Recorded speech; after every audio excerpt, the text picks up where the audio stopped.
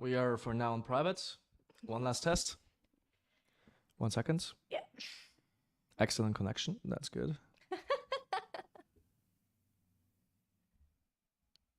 Hello, hello, hello. Test, test, test. 1, 2, 3. Everybody say something.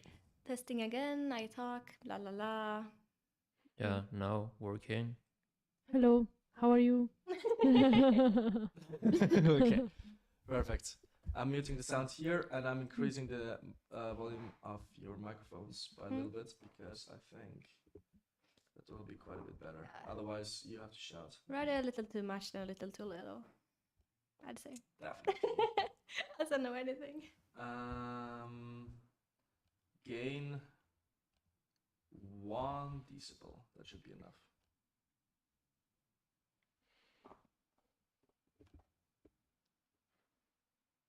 Okay. We're going public in 3, 2, 1. Now.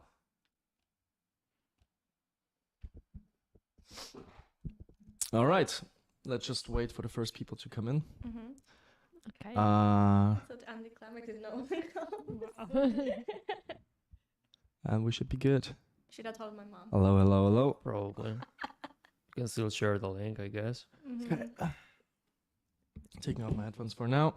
Or maybe I asked her to I had a presentation once on Zoom, and I asked her to come into the audience because we needed more people, and she forgot to mute herself.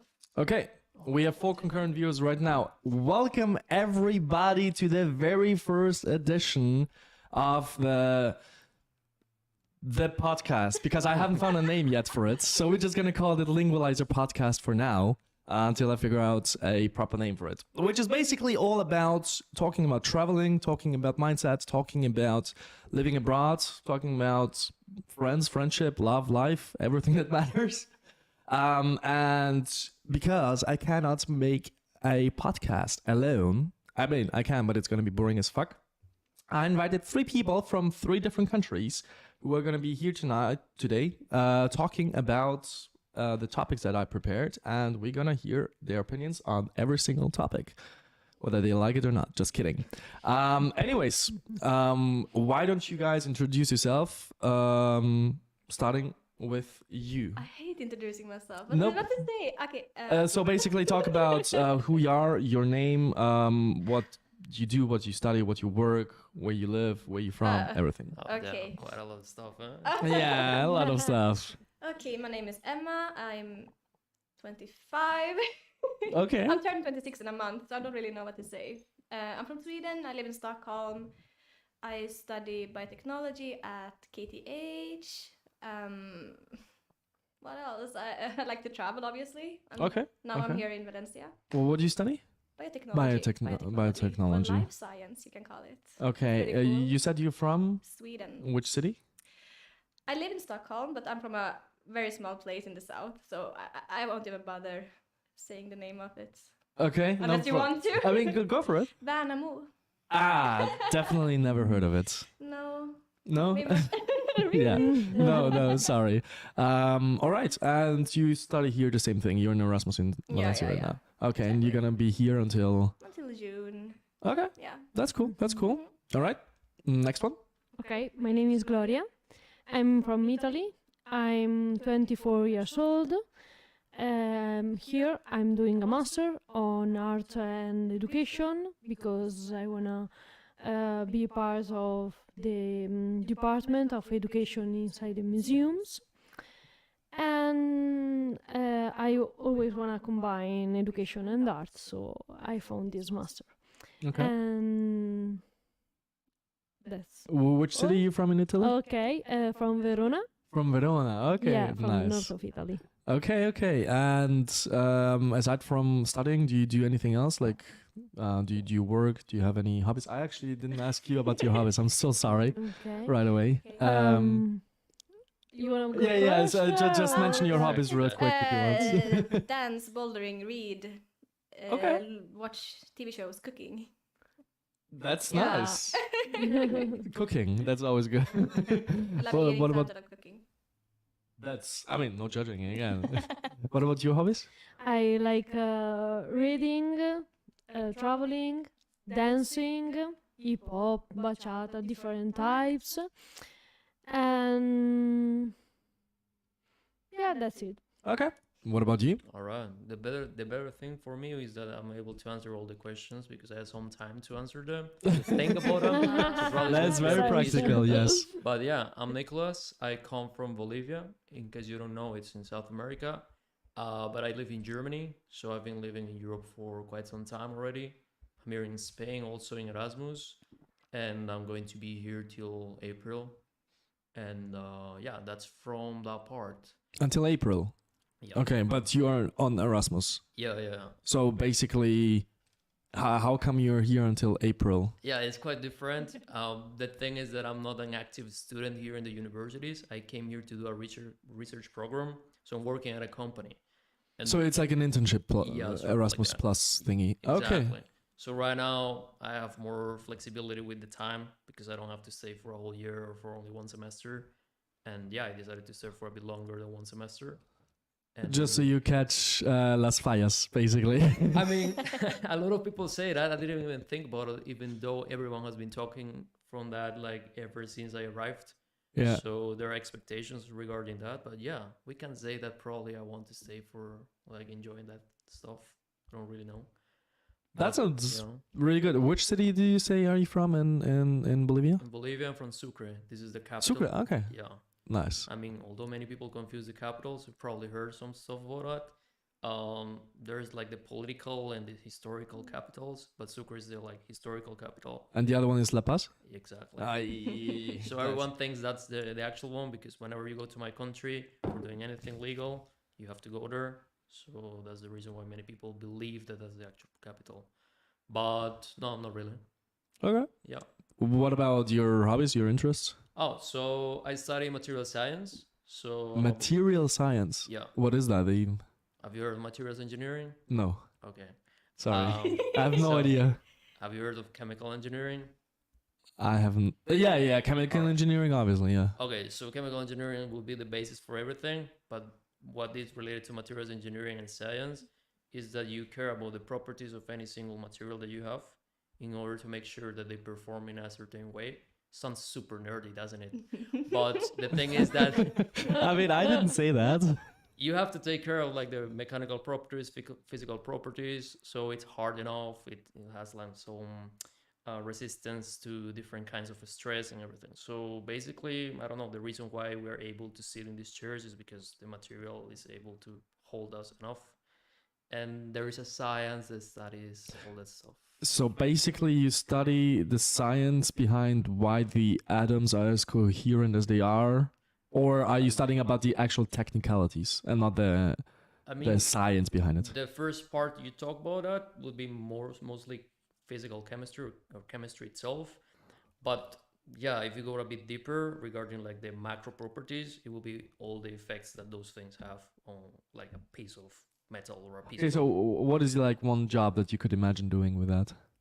well, there is a lot of stuff. Like basically, one of the most common ones would be like the metals industry or the plastics industry. So Okay. in order to build anything, you have to make sure that I don't know if your car is going to be made of, like it will have pieces of steel or aluminum. Those pieces have to have a certain weight or a certain resistance, impact resistance, and stuff like that. So it's safe, so it's light, and a bunch of more technicalities. Probably I'm talking too much about it. It's okay, I asked. That's fine. It's fine. All right, cool. Well, thank you so much for all of your introductions. I appreciate it. Also, thank you for being here in the first place.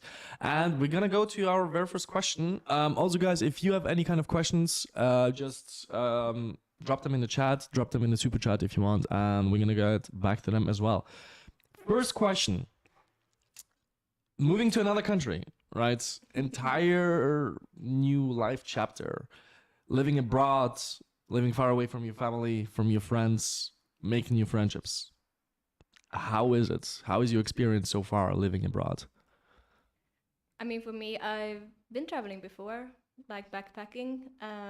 So for me, it's like not very scary, but this time I have more responsibilities. Because when I was backpacking, I could just like do whatever I wanted whenever, and I didn't have to think about anything except for like, okay, have somewhere to stay and something to eat. Yeah. But now it's like, okay, I have to find credits and courses that like are compatible with my courses at home, and I actually have to stay at the same place for a prolonged time, and there is like such more responsibilities. So That makes that's been sense. quite stressful, yeah.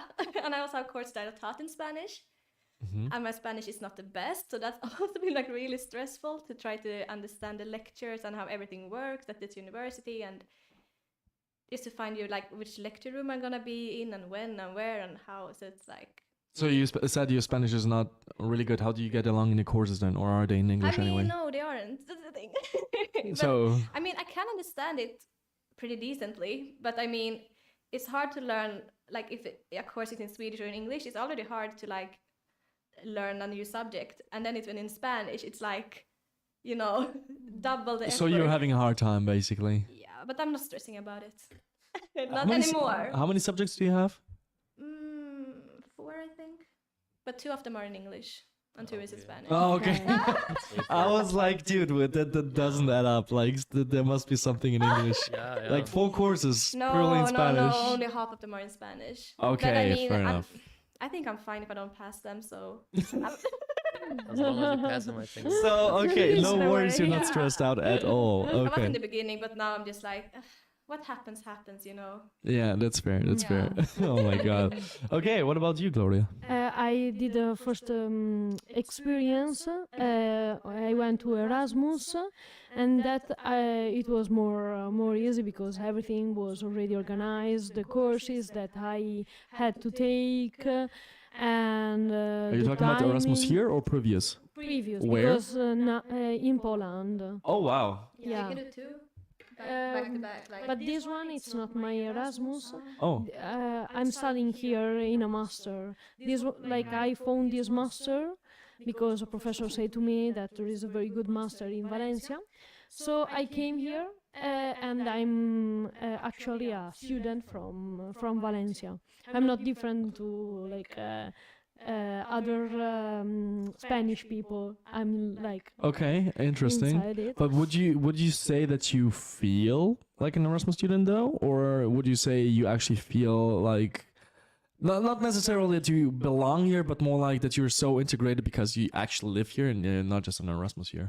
No, I feel more Erasmus student because I like much more international people because you can talk more openly, and with the people from the countries, like if they feel that they are very part of the country, they are a bit like scary of others, and they have some prejudice. So I feel more comfortable with international people. Spanish Actually- people have prejudice. I can't relate to that because like the people in my classes in like with the Spanish people, they're super kind to me. Like if I said I'm Erasmus and I don't really understand, they're like, oh, but don't worry, we'll help you. Like everything's gonna be alright. So like they've been super nice to me. And I haven't That's heard- fantastic. Yeah, but everyone else I talked to has been like frozen out by the Spanish people, and I can't relate to that at all. He's looking like, what the hell are you talking about? Like, and not the Spanish people that I met. I mean, it depends, you know. Like I've heard many experiences from Just a bit different closer to the mic, please. I've heard many experiences from different people, and some would say that they have the same experience you do, but some others would say that they deal also with like the difficulties that also the language includes. Because just because of the language background that they may have or not, it's difficult for them to integrate others. Yeah. So I've heard both stories. So I don't really know. Like actually, I'm also in kind of the same situation. I don't hang out with much Hispanic people myself because I try to speak more English than anything. So I can't really relate to your story or to yours. Like both things work for myself, you know. I mean, it's basically your, like, you could say, I guess you're like Spanish but from another country, or Spanish people are like Latin Americans but from Spain, more or less. Like, as in, it's very easy for Spanish people, I guess, to relate to Latin Americans and vice versa compared to like Austrians to Spanish people because the culture is inherently different, right? Yeah. I mean, so it's just easier because to integrate, I guess. in exactly Spain. just because of how comfortable it is to speak in the same language Yeah. makes it way easier. So Yeah. you just go there and they're like, oh, you speak Spanish, okay, so you're going to sit in the same table right away. It's Yeah. not the same thing as if you go and you try to speak Spanish when you're not fluent on it. It's going to be a bit more like difficult to integrate. Yeah. At least the way I see it. Yeah, no, that's fair enough. Yeah. When did you say did you get here? Because when did you start studying here? September or this? October. In October. In Okay. October. So it's been for you 6 months now that you've been here. Yeah, I didn't like count them, More or but less, more yeah, or more or less. less. It's been like 2 months for you. 1 month. Oh, like 1 month. 1 month, and it's been Almost 6 months for me as almost 6 months Yeah. for you. Okay, so if you Okay. two compare, like, how would you say is your 6 months experience so far in terms of getting integrated? Because there's a huge difference between spending here 1 month and spending here 6 months. So I'm Yeah. guessing your experiences are different. But like in terms of, I guess your work life and your study life, you don't work it out, right? I work. It's the opposite. The opposite. She's studying. Yeah. I'm working. I'm studying here. Okay, I misunderstood completely. Yeah, Art she's and studying her education. masters, and I'm working here. Yeah, Okay. exactly. Yeah. Fair enough. So how would you say is the work life balance here compared to in Bolivia in Germany? The work balance. I mean, the workloads and how the Yeah, people yeah, manage work to life do- balance. Like, I mean, I guess you Wow. can tell the difference between Yeah, Germany yeah, I and did quite a lot. People here, like, in a few words, people here in Spain are like super chill in general. Like compared to how you see how people manage stuff in countries like Germany, they're more like work oriented most of the time. So here they Yeah. take it a bit more easy, you know. When they have like a huge, like a big amount of days in the ones they could set a deadline, they won't do it right away. You know, they will take their time in order to prepare everything. So they won't put that much pressure at first. yeah. So that's something quite interesting because I mean, what I see in other parts from Europe is that they take a lot of time to plan everything so it goes perfectly well. But here, I mean, they do their job, of course, and they do it well. Yeah. But yeah, they take it a bit more easy, and that's interesting. So let's just say you would get to work every day Yeah. half an hour too late. Would they fire you eventually, or are they so chill that they say, "Well, you just stay half an hour longer. Don't worry, man." No, I don't think it will be that chill that they will just let it pass. Okay. I truly believe that when they see that you're arriving late, like for no reason, of course they will fire you as in any other place, you know. That makes sense. Never mind. That Yeah. makes sense. But it does depend, you know, whether you work in a company that is like mine or not. Because, for example, where I work is quite flexible. You have like a certain amount of hours you have to work in, and you could start either, I don't know, at 7 a.m., 8 a.m., or 9 a.m. As long as you stay for the whole hours you have to stay, there's no problem with that. Okay, fair enough. So it's not that you have to start every single day at 7, and if you arrive later, there's a problem. As long as you do the whole hours, it's all going to be So fine. they're not super strict, but they're also not like, okay, you do whatever you want as long as you get your job Oh done. yeah, of course. Okay. Because in that way, it wouldn't be efficient at all. So yeah, they have to. That's totally legit. That's totally Yeah, fine. yeah. What about you? Like comparing your Erasmus here Comparing- to as so far to your Erasmus in Poland? Is it very Okay. different or? But well, this master is only here, Yeah. so it's But- like I couldn't decide between the two master, but it's very well done. Like Mhm. I was searching creativity, and I found in this master I was having some questions, and of course after this master I have other questions, but more defined on the subject and on the thing that I wanna do. So it's like it's accomplished my thoughts that and my expectation that I had on this master. Yeah, but And I did a master in Italy too. okay, wow. Like I did one Erasmus in Poland. Mhm. Then I came back. I worked for 2 years in like orphanage, but in Italy it's calling children house. Yeah. That there are children from 0 to 18 years old. Yeah. Then during this time, I did a master on children literature in Italy, in Padova. That is near to Verona, but it was online, so I couldn't do it. Could do it. And now I'm moved here for doing this master on art and education. Okay, and now if you compare only I mean, I guess your Erasmus in Poland was 6 months, right? Yeah. Okay, so if you compare that one Okay. to your experience so far studying here, because you said Okay. you feel more Erasmus than you feel Spanish. Okay. Yeah. What would you say is the like one big difference that you would say in terms of oh yeah, the Polish people never do this, or Erasmus the Erasmus in Spain is so much different to the one in Poland because of this thing? Is there anything specific that you can pinpoint out? Okay. Because like the I- time spent so far is the exact same, right? You spent 6 months in Poland, and so Uh-huh. far you 6 months in Spain. Okay, that the difference is that there everything was already organized. Like it was organized before by myself and by the university. So I Okay. had the house, I had the courses, so I know what to do. And the house were in a dorm, so living with other people. So I already know where to find Yeah. friend that they were living. My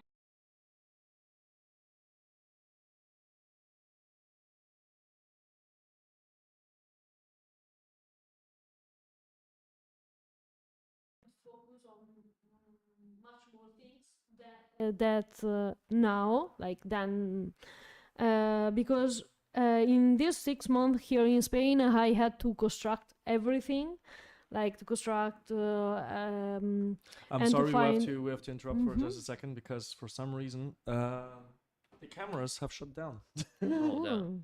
All of them. Oh, no. Give me 1 second. I'm gonna. Our This is beautiful very unlucky. faces won't be shown to the world. Yeah, no. 1 second. Oh my god. Okay, one is working. The other one is gonna work in just a second, hopefully. Is that the reason why that sound? Yeah. Okay. Okay, second one is working as well. And the first one, I hope, is gonna work. In just a second. I think the camera shut off. Can we go please on this one? That is very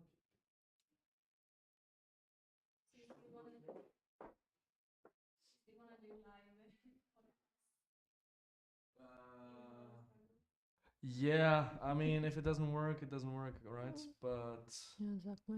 I'm gonna try to make it work. I have my please. fingers crossed for you. Yeah, Mhm. same. Us. I think. Totally. I'm so bad at it.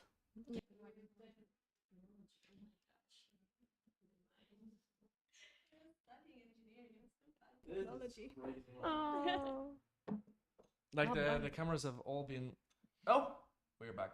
Oh. Okay. Perfect. With 1 out of 3 cameras. Okay. Hmm. Jesus Christ. This is very unlucky, not gonna lie. Okay, we're back with 2 out of 3. Come on. And I really hope that the last one's gonna make Yeah. it as well. So this is what I can do. Yeah. We're back with 3 out of 3 cameras. Okay. Yay! Oh. Okay. Sorry, you were saying. I was talking that in Poland it was already organized, so I could focus on Yeah. other thing.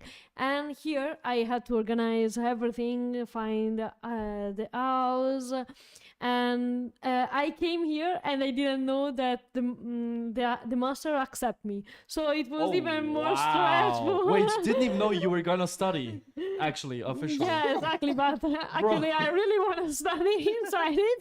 Imagine getting to the university and they be like, yeah, no, sorry, you're actually not accepted. Yeah, You're like, exactly. No, I could Bro, not. what I mean, no fraud to anyone, but that sounds like it could, like, it sounds like it could only happen in Spain, like, I'm not very surprised though. like, Yeah. as in, Yeah, I couldn't say it Like- better. Like, what the fuck are you doing here? I mean, it reminds me of when I go to the store to go buy something, and the cashiers are talking to each other. I'm like, okay, I'm putting my stuff on the line so they can scan it, and I'm like, hey, okay, I'm here. I don't have that much time. Can I pay? And they're like, yeah, just give me 1 minute. I'm here talking. And I'm like, bro, you're not only chill, you're super chill, Yeah, right? No, yeah, it's Or like I went to the gym and they closed half an hour earlier just because they felt like it. And I was like, okay, I wanted to exercise for half an hour, right? They're like, Oh, yeah. nah. Oh, no, it was a Sunday, okay? And they were like, yeah, we want to close at 1:30 instead of at 2. But was there a lot of people still, or not really? Were you the only one in there? No. I was there because there was nobody there. They decided to close it close. half an hour Oh, earlier. so you were the only one. I was the only one about to entering. Yeah. Okay. Ah, okay. So they say, oh, sorry, it doesn't worth it for you to Yeah. work out today. Yeah. Oh. I was like, Right. okay, well, Okay. thank you, I guess. I'll But take it. I was surprised when I came here and the gyms had siesta. Oh, in the yes. afternoon. Oh, my yes. God, Can That's be. the worst thing that could have happened to me Like, ever. Like as soon literally. as like the lectures are over and like okay it's like 3 in the afternoon I can go to gym, that they're like no, it's siesta, you have to wait Yeah. 2 hours. Yeah. Yeah, and Wait, just the word so- stopped. And that gym didn't even like it was like self check-in, so there wasn't even a person in the reception, but it was still like no, you can't go to the gym, it's siesta. And Yeah. like it's literally like no one there, I can like scan my own like card to get in. They're like no, you have to wait. Okay, but so wouldn't you... So for you two, it's surprising, obviously, but Yeah. siesta for you is surprising No, as well. In Latin America, siesta is not a thing. It's not a thing. It's not a thing. Oh. Like literally, I mean, some people may do it, but it's not like in here that all the businesses will close at that time. That's Yeah, actually, also in Italy, I In swear. restaurants and coffee shops. Everything. It's everything. crazy. It's insane. Like The whole city's dead. no. yeah. I mean, So weird. Except I the don't gyms, maybe. understand. Unless Not it's Sunday even- and not even the nobody's there. gyms. yeah. But no, for us, it's not a thing. I mean, as I'm saying, some people may do that after like having lunchtime, and then continue with their lives. But it's not as in here that you know that from that time from 2 p.m. to 5 p.m. you're not able to do anything. Yeah. So Yeah. for me, it's a big thing as well. When I arrived here, I was like, same thing with the gym is the best example from that. Yeah. Remember the first months I was here, I didn't really realize about that until later, but I will go around 2 p.m. We'll be like super excited. I will drink a cup of coffee, whatever, and then we'll be like, okay, what should I do with this now? Because it will be closed. So yeah, it's crazy. But so you hadn't even heard of siesta before you came to Spain? I mean, I knew it existed, but I didn't know it was that serious that they will close I everything thought on it that was like time. something people did when they had time off, or like if they're at the office, they're like, oh, I go into a siesta. I didn't know like everything closed down. Yeah. Yeah, exactly. I was like, if you have time, you might do it. I don't know. Yeah. I mean, for some people, it's almost like religion, I would say. Like, That's I know, what I I know mean. a friend who's like depressed if he misses out on a siesta because he's busy with studying or working, Oh wow. right? And it's like crazy to consider that people are in Spain are so loosened up about I don't know, like employing people, like telling them that they actually have the spot in the master's degree, but then are so strict when it comes to siesta. Yeah. It's Yeah. mind-blowing, the Yeah, cultural because some difference. things are super strict about that like feels very arbitrary to me. 100%. Yeah, and then other things that I feel like okay, but this like should be working because it's really important. They're like, nah, it's not a big deal. As long as I can have my siesta, I'm fine. Yeah, Yeah, they for told us sure. that like when I first came to uni that like oh, if you didn't like because we have to register for a course before and then you get accepted, but a lot of people like they hadn't been accepted yet.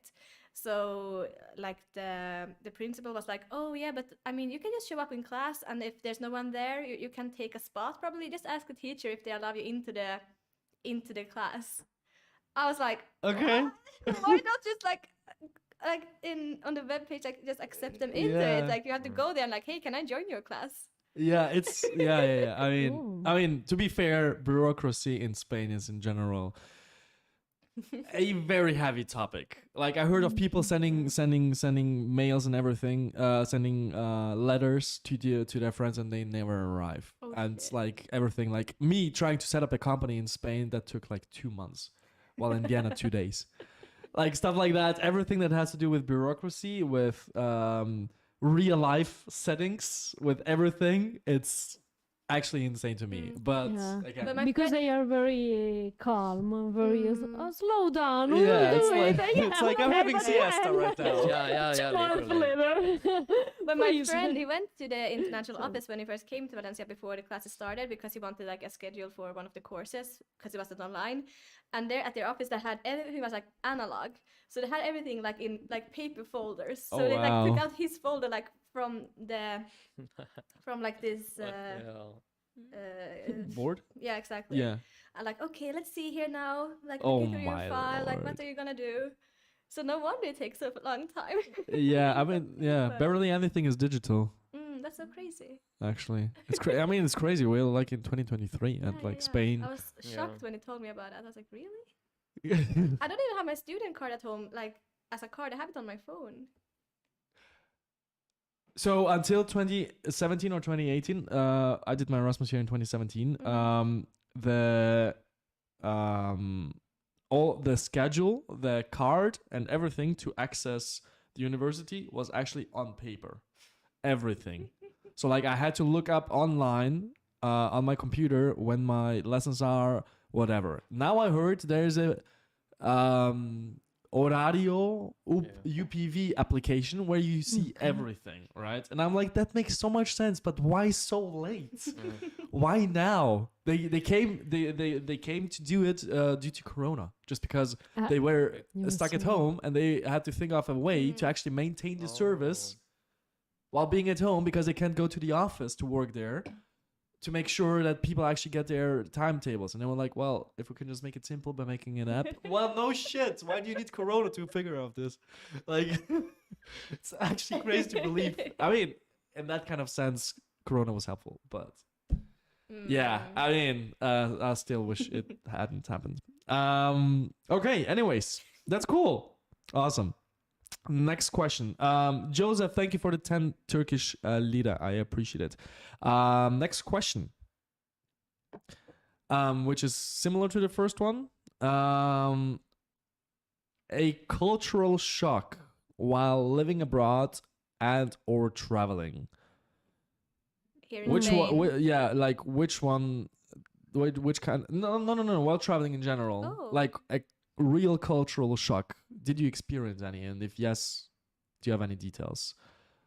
We will start over there. Oh, yeah. this I was time. starting to think. Yeah, I was like, Well, I mean, if somebody can think of yeah, something, If you have something, I'm thinking about that. So anything that comes to your mind. It's, Like I just this remember. is minor for me, Yeah, but go for it's not a shock. I know about it, but it's like I'm not used to it because in Sweden, like we are almost cash free.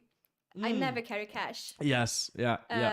And here it's like not the opposite, but like it's so much more common to pay with cash, and it's like stressful for me because I don't have any. Like I always forget to take it out Yeah. from the ATM, But when do you need it? like in the cab and stuff like that, or You need it in the cab. Like you can can usually pay always with card. pay with card, but you you can don't never have pay. You always want it in every. cash No. for me. You can pay They it. usually actually offer you the card reading Literally. system. yeah. Never happened Like to I'm me so now. surprised that. Okay, then never mind. And I just been like living in my own little world. Yeah, but it's still no. like uncommon to like. It's also when I travel in general that I have to always like carry on cash. Like the only cash place that I know of is in Natura Dub. Like the place, because let's say because of certain reasons they don't accept card payment, right? But that's literally the only place that I can think of where you actually cannot pay by card. It's nice you can pay with card here, but they always ask you want to pay with card. I'm like, yeah, obviously I want to pay with card. I mean, you can even pay your kebab with a card, which is never possible in entire Austria. You have nowhere you can pay basically anywhere by card, which is kebab places, bars, or clubs. And if you can pay by card in a club, it's only if you pay at least 20 euros Why is it like Yeah, that? in it's the because of actually the Yeah. transfer fee. Yeah, same thing is in Oh. Germany. Like if you go to a kebab, you can't pay with card unless it's more than €7 or something like Yeah, that. and when I went to Poland, to Warsaw, you can even access the toilet by paying by card, man. Yeah. It's In crazy.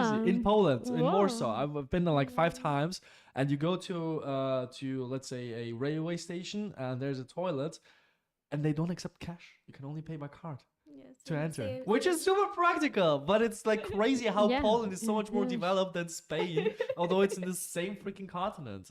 Like, yeah, it's insane. Anyway, Yeah. cultural shock.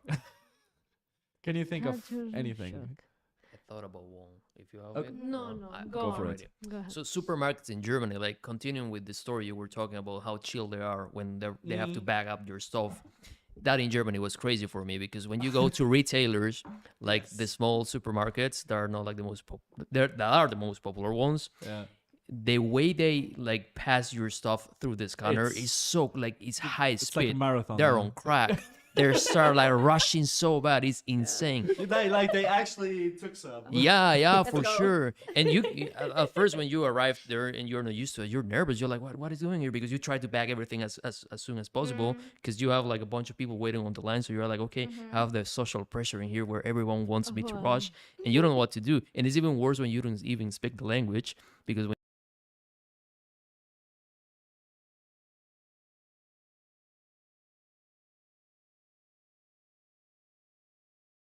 I think you only see that in Germany. I don't know if you see that in any other countries because traveling to Europe Austria. as well. Yeah. Is it the same But thing? I mean, Austria is like the small brother of Germany. Yeah, So yeah. Okay, but I didn't know that. But traveling to other places, I mean, I lived in the Netherlands and living here as well, and literally I wouldn't see that either. And it was even crazier when I went back home for the first time because I would go to the supermarket with my parents and we would buy a bunch of stuff. And by trying to pack, I will do the German way. Like, I would start rushing. Like, what are you doing? What is going on here? Like, why are you rushing so much? And I was like, that's the way we do it there. And they were looking at me like, no, you gotta chill a little bit, you know? So that's the thing that was like really, really weird for me. And that, Yeah. that is a good one. It's a simple one, but it's a very good one. yeah, it's a thing. It's a very Germanic thing, Actually you a know? thing. I actually got to think about like this the other day. I think it was yesterday actually. I was in the city and I was going to a bouldering place I haven't been before. So I was looking at the map, like, okay, where's the subway? Like, how can I get there? So I was just standing and like looking at my phone. And then a girl, she approached me and she was like, oh, do you need help? Like to find your way around? And I was like, no, thank you. That would never happen in Sweden. That someone like comes up to you and like see that you are trying to find your way around and just like offer you, like, do you need help? As in because people are just way too introvert or just Yeah, yeah. unkind or in what sense? Both maybe. No, but like it's just like the way she was like so like helpful. Like she was like, okay, this girl, she's not from here, so I can help her find her way. But at home, it's like everyone is minding their own business. Like, Yeah. even if you ask, like, can you help me find their way? They're like, no, I'm in a Wait, rush. If you ask, okay, fair enough. They can be. I mean, some people do it, but others are just like, I don't have time. They're just so don't very much bother into me. Google Maps and Yeah. finding out everything. Live in your own little bubble and don't bother me, please. But it's crazy if you consider that Sweden, like the Scandinavian countries, are literally the happiest countries in the world. Yeah, I know. Yeah, and everyone thinks you guys are the friendliest, like in Europe. I that's mean, for sure. we are friendly to the people we know, but I mean, it also depends because I'm not from Stockholm, so when I moved to Stockholm, I was also shocked about how rude people can be there. And they're like, Really?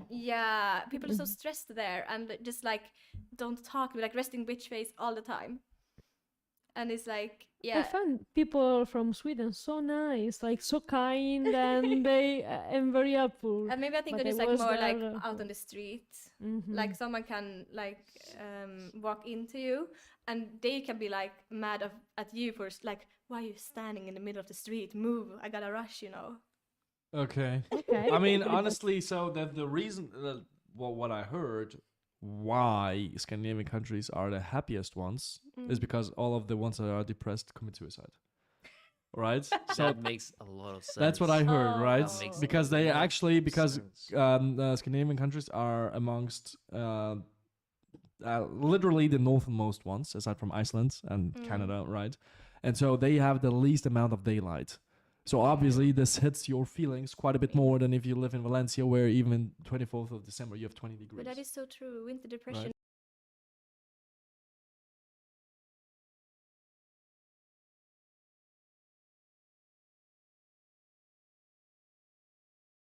Erica, tell me about it. Yeah. And the weather is awful. And it's dark all the time. And it's just like, Yeah. So I understand it in that sense, why Scandinavia has like the happiest people. But on the other side, those that, let's say, stay alive,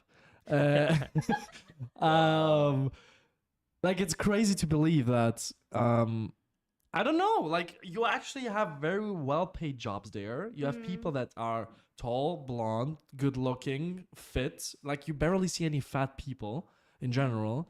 And still people are not even helpful in certain situations. Like it's interesting to me that how contradictory this kind of Mm. let's say mindset can be. But I believe that's pretty relative, you know. Depends on like the kind of people you interact with, because many Yeah. many people will get that kind of interaction here as well, with Spanish people being extremely friendly, but others not. Yeah, I totally. I mean, for example, whenever I meet people that ask me about why I live in Germany, they usually think that people are really serious. You know, everyone has this stereotype that they don't have sense of humor or anything, and they believe that they're pretty serious. But in my experience, they've been like really friendly and very helpful with me, even though when I first arrived, I didn't speak the language. So I believe that's pretty relative. Depends on who you deal with. So you can't really set a stereotype of how the people actually are in different countries. Yeah. Totally. I mean, I still, think to a certain degree. I but, think so too. Like yeah. stereotypes exist for a reason. Yeah, yeah. Like and- it's not like Yeah. 1% of all the people are who that stereotypes applies to. Like whenever you talk to an Italian, you'll actually see them in very often cases do this sign. yeah. I mean, okay, yeah. I'm not saying that people actually who are not Italians use it appropriately. They're like mamma mia, right? Yeah, of Which course not. usually Italians don't necessarily use it in another context. But Yeah. a lot of Italians actually do use that hand sign in a context. And in almost everyday's life, what I heard from Italians. So yes, stereotypes are not absolutely generalizing. Oh my god, my camera's completely shut down. Oh shit. This is gonna be very hard to actually maintain, I think. Give me 1 second. I'm gonna restart them one more time. Okay, we're back at it again. But to say that stereotypes don't really apply, I mean, I guess it's a midway, Yeah, it's relative. right? Yeah, It I is think relative, even- but I do think that every single person, even if their stereotype doesn't apply to them, can still relate to the stereotype. Oh yeah, in a way. Yeah. Yeah. If I deal with someone like that and I say that about their country, I'll be like, oh yeah, you know, my friends are like that. So yeah, it is there for some reason. But yeah, you don't really know what to expect in that way, and I believe that's what makes it interesting. You know. Yeah. Yeah, but and even I think like the stereotype exists, but then when you are living in another country or you are traveling, you see a lot of differences and a lot of reality that the stereotype for you doesn't exist anymore because everyone is doing his own experience. Yeah. So for that, I think even that okay, there are stereotypes and they have sense, but still it depends on your experience and on a lot of things that can involve in this experience. I mean, 100%. Sure. I think that makes a lot of sense. It's just funny to me, like when people say, "Hey, don't generalize like that," and I'm like, I mean, generalizing is what we do every day of our lives, right? Right, Just because the stereotype doesn't apply to you doesn't mean that it's wrong to talk about in general. When I say most Italians use this hand sign in one way or another, Yeah. right? And yes, maybe I have used it in the wrong context, but it's just me trying to, I don't know, adapt to whenever I talk to an Italian and just to show them, okay, I actually know something about your culture. Like, I mean, you can get offended or whatever, or say that it doesn't apply to you, but I don't know. I'm happy there are stereotypes because they actually help us learn certain aspects of cultures at the end of the day. It's not like then If you get offended by that, then there's a problem. you have other problems. Yeah, because indeed, like in order to categorize anything in life, we as human beings have to set like different groups, have to like highlight some behaviors so you can recognize patterns, because otherwise everything will be a whole mess. But I think it's really nice when you travel, like you really can see, like we as people, like it's a little easy to like think we were so different because we grew up in different places, have different cultures, but at the end of the day we are very, very similar. totally, it Yeah. happened to Aw, that was me. cute. It's so nice. That was cute. But it's true, actually. Like that's why I Yeah. feel more comfortable with international Yeah. people because then you see the other one and you say, I think okay, it it's like me, even it's from. Yeah, I mean, another- even if it's a culture shocks, like most things are like minor. It's like small like behavior things. Yeah. Just like Totally. yeah, but like in essence we are very alike. Similarities Yeah, in yeah, yeah. in diversity. Mhm. Oh. Oh man, that could even be like the end of the podcast, just like that with this phrase. Let's shut it down. That's fantastic. Okay, well, next question. I mean, I'm not sure if it's repetitive, but I'm gonna still ask, and we're just gonna see where we're gonna take it from here. General travel experiences. Your best one versus your worst one. Can you think of? I have a worst. Oh, your worst. Yeah, no, that's easy. I was having a panic attack at the airport. Oh shit. Yeah. On the way here. No. This was a few years ago. It's another Okay. traveling experience. What you have? I had a panic attack in the bathroom at the airport. In the bathroom. Okay. yeah. Oh, shit. So this is what happened. Me and my ex, we were gonna travel through Asia, like during the summer after I Oh had, boy. Yeah, it was really fun. Like we were together back then. We weren't exes then. No. That would have been rough. He's like, I knew that. Yeah. Like yet. We're not yet. Yes, exactly. Oh yeah. No, but we're still friends actually, so that's really nice. Oh, okay. But anyways, I Surprise, motherfucker. yeah. Anyway. As like the environment like enthusiast I am, I didn't want to like fly everywhere. I wanted to like do some like take like buses and trains as well because I was like we can't fly so much. It's bad for the planet, but I also love to travel. So I was like ah. So then we decided to like take this train through Russia to China, like the Just a Trans-Siberian. train through entire Russia from Oh, Sweden. we compromised. We took it halfway because he was like, "I'm not gonna sit on a train for 7 days. Are you mad?" Yeah, we did it for I 2. mean, I'm surprised it's only 7 days. Russia is the biggest country in the world. Like, what the fuck? But I mean, it looks bigger on the map. You know, Oh, on yeah, this yeah, web page you can like move the country Yeah, around yeah, and see yeah, that they yeah, are quite like smaller Yeah. than you think. Yeah, it's still the biggest. Yeah. Like 7 days. Wow. No, 7 so days, I dude. think we were on a train. With your ex? Almost. Oh. No, then we were. Did you just know kidding, I'm that just he was going to be your ex back then? No, Not no. yet? of Oh, okay, course then not. it's alright. 7 days? But it didn't happen like 2 days ago or something. This was That you like split up. no, I we mean- split up like a year. No, ago. no, Okay, no. okay. It happened because she It forced... happened while on the train. Exactly. He was like, how come could I be with her? She's making me travel for 7 days straight on a train. After 3.5 days, she was like, okay, 50%. I'm That was the No, reason no, it's why. enough. I gotta go. Bye bye. Okay, so that's why it was a bad experience then. No, Oh, that's no. what makes it bad. That wasn't even a bad experience. I mean, it was interesting. The trains were very old and no one spoke English, and yeah, it was not like premium travel class. But Okay. it was fine. I think we were on it for like 2 days, Mhm. and then we arrived in this place called Novosibirsk. I don't know how to pronounce it, but it's like in the middle of Siberia, Yeah. quite big, but like yeah, just in the middle of everything. And from there we were gonna fly to China because he was like, yeah, we're not gonna spend a week on this train. We have to like fly half of the way. And I was like, okay, sure. So we had this like visa to be in Russia until I don't know a certain date. And we were gonna take the flight at like 11:30 p.m. the day our visa, like the day before our visa expired. Oh, wow. Yeah, Half an hour yeah, before it expires. yeah. Oh. But we also need a visa to get into China, and we had like help from an agency to fix it, but they hadn't like had enough time to print it out in our passports before we left, so they gave us like these papers that said in Chinese like, okay, you will get a visa upon arrival in China. Okay. Yeah, but the chief of the flight company we were flying to China with, he did not accept that. He was like, I don't understand this. You're not allowed to leave Russia. You can't use this visa. We will not let you into China.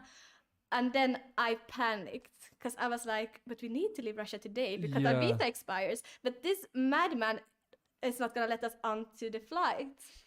So, So then I cried in the bathroom and I was like, yeah, I panicked. Oh, wow. And my ex, like, he was amazing. He was like trying to fix everything because I just sat there like in tears. I'm like, we're gonna die in Russia. We're gonna get like, I don't know. I was like, imagine like going to Russian you're prison. gonna die in Russia No, but- because you don't get a visa? Do you- No, but I just like imagine the birds thing. Like, they're gonna throw us in prison. Then we're gonna get You're like. gonna put us to North Korea? Oh my god. North Korea. This is horrible. No, but he like Jesus. back and forth, like, because at least we were at the airport like hours, like a few hours early, so we had time to like try to figure it out. So it ended with like this guy that was in charge of the airport company or like the flight company. He was like, okay, but if you fly out of China directly after you landed in Beijing, then I can let you on the plane. So we had to book a flight from like Beijing to like maybe Japan or something, I don't remember, and then show it to him and like, okay, look, we're gonna leave China as soon as we get there. Then he was like, okay, now I can let you on the plane. And you Holy shit. Yeah, we got on it. And then when we came to China, like we got the visa upon arrival and we entered China. But it was so weird. He was like, I decided you can't get into China. And I was like, but it's up to the Chinese government. Like they should decide, not you. You're like, he's just like big ego authority such person. a big ego, Holy like stereotypical Russian man, like big bald. Big bald or big bald? Both big and bald. And, So big and bald in every way. wait a second. So I know the Swedish passport is quite powerful. Yeah. You can't go to Russia with that passport. You can, but you have to have a visa. You need a visa. You You need a need visa. somebody to have You don't. invited you, even, I think. Yeah, I think As they had, in- but I think our hostel did it. I don't really remember, but it's easy to get a visa everywhere with the Swedish I passport. love that. You know, whenever I meet European people, Germans, Swedish, Swiss, I don't know if Swiss. Yeah, I think so as well. The funny thing is that none of you can go to Russia without a visa, but I can, and my passport is worth nothing. You Because know? of Bolivia. Yeah, they have good But you don't need a relationship. visa. They have a good relationship, so I can go to Russia. Oh. Yeah, I can go to Russia without a passport, but none of you can. So I have a benefit in there. But wait, so why would you say then that your passport isn't valuable? Yeah, that's Because that's nice. basically only country the only that you big can go to. country, the only big country you can travel to without a visa. Or like if you want to come here to Europe or go to any other place, you need a visa. Not as you all can travel around without one. But if you want to go to Russia, you can't, and I can, and that's like perfect. That's cool. Yeah, I did. Jeez. So, how do you feel about that? I mean, I may go to Russia sometime because I don't need a visa. Why you know? aren't Because I can. Yeah, because I can. Not that I want It's to. easier to go Sure. to Russia than go to America for me, so why not? This is crazy. Yeah. Same continent, yet. Wow. I mean, you know. I there's mean, always- they're Yeah. not really same continent. I mean, depends on the whatever. yeah, but you know, it's a bit more strict to get into. Yeah. But yeah, that's cool. Like whenever people are, oh yeah, I traveled here, and I'm like, I can go to Russia. You can't. This is crazy. Yeah, you Holy win, you shit. win. I fold. Yeah, definitely. You want to exchange passports? I can get you Bolivian. You can get my Swedish. Yeah, that would actually be pretty helpful. Anyway, any kind of cultural shock that you can think of? Yeah, it's all the bags. Oh yeah, fair enough. Sorry. What about you? About me? No, I don't. Like, Oh no, wait. No, this Travel was the experience travel was actually, experience. but Oh. yeah, in like combination, because best versus worst, it can be a cultural shock, right? Mm. Could be mhm. a travel experience, but I don't know. Like, I do have one, I think. Yeah. The thing is that when I finished my studies in Bolivia, I was living in Chile for almost 2 years, and I was studying there. And for some time, I was staying, and I was like doing the first semesters of it. And that was this time that I randomly decided to go visit my parents again. Like I traveled from Chile to Bolivia. randomly. And for some stupid reason, I decided not to go by plane. And I was like, okay, let's see how interesting it gets to travel by bus or anything. By bus, Yeah. not helicopter, not Amazing. train. Buses are the worst, especially the Trains, night bus. buses. In Latin America, you don't have trains all over the countries. You can't move from one country to another as easy as you do in Europe. So Okay, you either fair go enough. by car, by plane, or by bus. So in this case, I said, okay, let's go by bus. So I was living in Santiago, in the capital. It's in the center of Chile. And you know, Chile is like quite large. Yeah. So I had to travel all the way to the north of Chile and then arrive. It was sick because that was already like 12 hours, if I'm not wrong. I had to travel from Santiago to the very north of it. And yeah, of course, as you said, the buses are not good. Even worse in Latin America. Can you Believe imagine? me. Never do that. Like if you want to do the same thing you did when you went to Asia, don't do it in Latin America. You will hate just don't. Just don't even think Take about the it. Even if plane. you do, don't. Yeah, seriously. So then I arrived to the north, and then I got to the border between the two countries. And the problem was that we didn't know, and no one told us, that the border was only open till 8 p.m. So we arrived, I think, at 7:30. So they closed already the border. Oh And the problem is that those borders are right next to the mountains. And those mountains have like a bunch of, like was it winter? Not. I think it was during winter. and there's a snow there. That's the only part where you will find snow in my country, because in the cities you don't. Yeah, makes sense. So right next to the mountains you do. Yeah. So the thing is that the border was closed. So we had to sleep at the bus during the whole night, right next to the mountain, while it was snowing, and also there is no AC. There's no heating in the bus. Oh my god. So we had to sleep there all night. And it was winter. Yeah, it was probably -5 degrees or something like that, but we were inside of the my bus. God. I didn't know that at all. That's crazy. And the funny part is that the driver just, we arrived to the border. He was like, okay, we can't. We have to sleep here.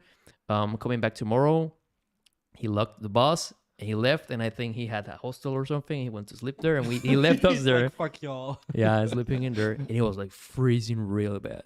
And then the next morning, we waited for a few hours and we were able to go to my country. But still it was like 10 more hours or something to reach my city.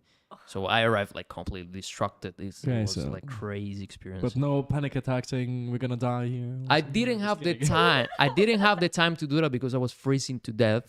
So it was Okay, so- impossible. You already man. accepted like you're gonna die. Yeah, I was just like, okay, I can't even think about it. I'm going to try to maintain myself warm enough, Where did you sleep? In At the bus, yeah. Oh, okay. But there was no heating. Heating, so So he was So- more like trying to Oh my god. distract Yeah, himself I from got it. dying. Yeah, basically.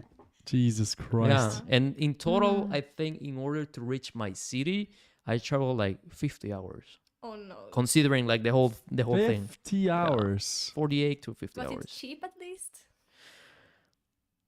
Not Like Not $5. really. I mean, no, I The wouldn't currency say there that, is man. pretty fucked up, isn't it?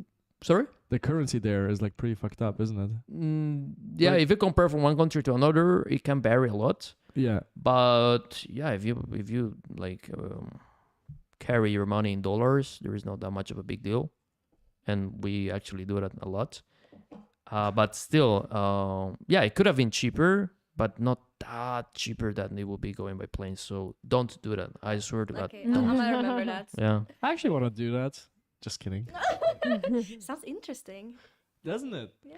It is especially, indeed. especially the way he tells it, like freezing to death. Now the way I go back to heating that, system. Now that you think back, Yeah. it's like, it's like, damn. okay, Yeah. that made me stronger, That- So yeah. That's who you are Yeah. today, my Yeah, guy. probably. That's who you are Yeah, today. for sure. That built me up indeed. I mean, I'm literally reading a comment right now. Can't believe you got Cristiano Ronaldo on the first episode. What? Somebody Thank you, thinks man. look like Cristiano. Appreciate that. It was that night in the bus. Huh? It was the night in the bus. That made Yeah, me, that made you Cristiano Ronaldo. I was It reborn was into horror, that. you know. Yeah. When you survived the night, you got out of Boston. We're like, "Sue!" Yeah, for sure. That was the first thing I did when I saw my parents, But yeah, Jesus Christ. That's mad. it was interesting. I've taken night buses like in Asia, but like they weren't the best, but at least it was warm. No, this had Yeah. he didn't care. And if it had, it wouldn't have worked because he locked the bus and he went to his hostel. So He locked the bus. yeah, he was like, okay, see you tomorrow. Jeez. Lock the bus and But you then went couldn't to get his out. hostel. Wait, so why couldn't you go to the hostel Yeah, as why well? couldn't you? Because I think there was no actual hostel, but I think he had a friend that had a house or something in Oh, there. Because it was in the gosh. middle of the border. Like there is only mountains in there. Like in those areas, you barely have population. So yeah, it's You was locked in the Yeah. bus and Yeah, stayed it was there. crazy. You poor I Oh my was- poor It Yeah. guy. sounds like a start of a horror movie. How many people were you? there were probably like 15. Oh, the funny part from that is that Now even- comes the funny it part, gets yeah. even funnier because you can in Latin America you can cross the borders illegally quite easy. So like the control area is like here in this area, and then there is like there's a wall that separates the countries, but that wall doesn't like extend to the very end of the territory, so you can walk your way there and then walk your way to the country and enter illegally, and many people do that indeed. And yeah, half of the bus decided to do that, so instead of staying and spending the night in there, they decided to walk there. So therefore I think we were like 10 people because we just didn't want to do it in that way, so I could have crossed and entered it's my country. It shouldn't be matter. Enter your own so- country illegally. Yeah, I could have. I mean, just for the sake of it. Yeah. Makes So, sense. so how did you get back here? I don't know, illegally. I woke up here, Yeah.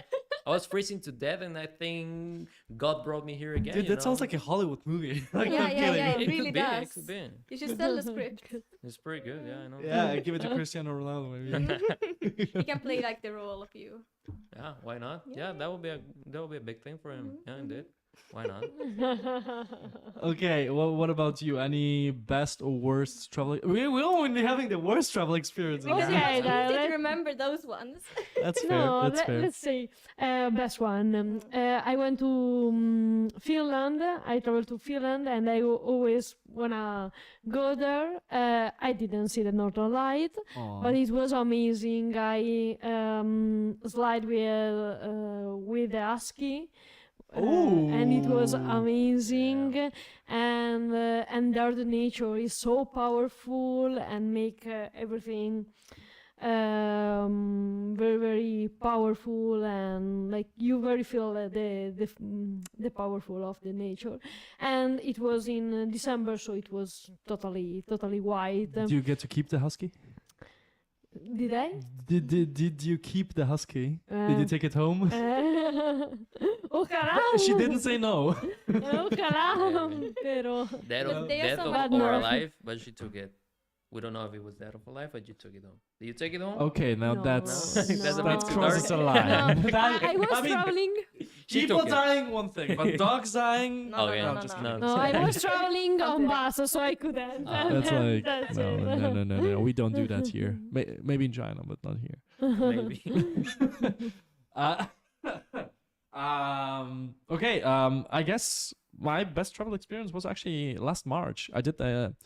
I realized I'm definitely gonna move out of Austria, but I didn't know to which country. So I decided to make a Europe tour, and I traveled 6 countries, 6 capital cities in 6 weeks. That was my goal, at least. That was my aim. 666. That 666. sounds like a Mm. perfect thing. You know? Anyway, Yeah. I decided to travel from the beginning of March until mid-April, all around Europe, to cities, to capitals where I think I could.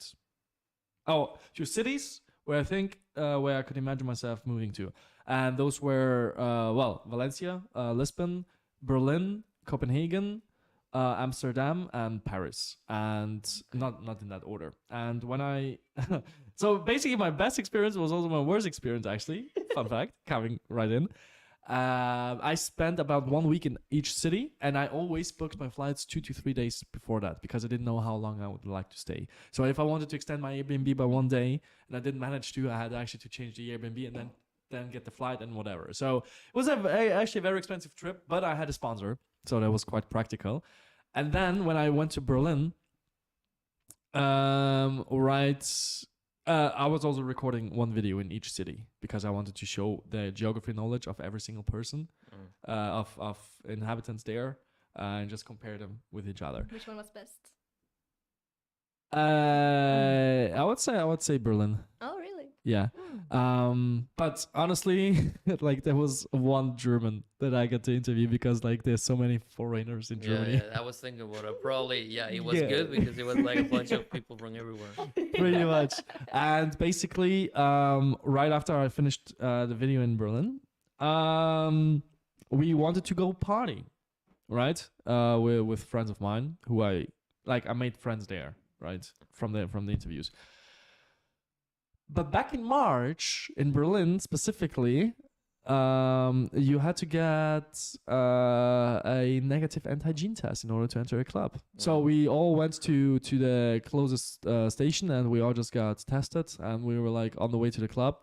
We were like 50 meters in front of the entrance, and we all checked our emails, and I was positive. Oh no! no. I turned out to be positive with 3 hours earlier Whoa. interviewing people and being like 1 meter away from them and like having a good time with them. They kicked you out from the country, probably. No, I just had to stay in my Airbnb. No, but after what you did, if they actually would have known that, I would say that Who would I have would kick known? you out from my country. You go to Germany and I mean- spread COVID. I mean, You mean the German, like the ones that I interviewed? yeah, of course you tested positive. Oh yeah, but I let them know via Instagram. If I interviewed you today, please get tested. Wow. How many people do you interview? approximately? like 7, 8. Okay. Wow. Like not too few. Okay. Yes, and there was a small little problem because my Airbnb host was like, "Yeah, you can stay here." I was like, "Why? Is it like fully booked or whatever?" And he's like, "No, you just booked until tomorrow." And I was like, "What do you mean I just booked until tomorrow? I literally am positive and I need to stay in quarantine." He's like, "Yeah, I don't care." And I was like, "What do you mean? Wait! I need to stay here 5 days after I got a positive result, which was yesterday night. So I need to stay here at least until Friday. If I'm positive again, I can negative. I can get tested. I can get tested, and if I'm negative, Okay. I can get Go. free."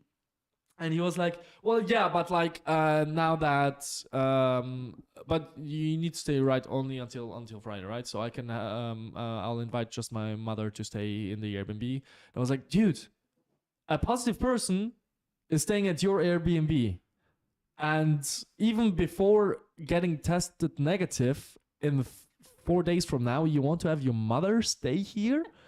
Like, risk?" Maybe he doesn't like her. Like, I don't know. And he's like, he wasn't even wearing like the first time when we were talking, he was because he wanted to talk in person. He didn't want to talk over Airbnb messages. He was in front of my door and wearing a mask, but the second time he wasn't, even because he just didn't care. He I was like, didn't care. just because you don't care, like you know, like there's Airbnb COVID protocols that we have to follow, and he's like, "Yeah, well, I got your money already, right? So I don't really care." And I'm like, "Dude, this is literally about death." Like, if your mother, yeah, I mean, it's your mother, and he was like 40 years old, so your mother is like literally in the risk group, Yeah. right? And Totally. you don't care, and he's like, "Yeah, but she doesn't care either." And I'm like, "Bro, like, oh, what the fuck?" And so basically on Friday I got tested again, but I was negative, and He I knew was that. He saw that coming. That's why. I'm sorry. He knew that you were going to. He was positive of the fact that you were going to test negative, so that's why he decided to like go. I see what you did there. Yeah, exactly. Yeah, pretty much. He was hoping for it, but yeah, I mean, in any case, I would have just, I don't know, slept on the streets or something if I was positive again.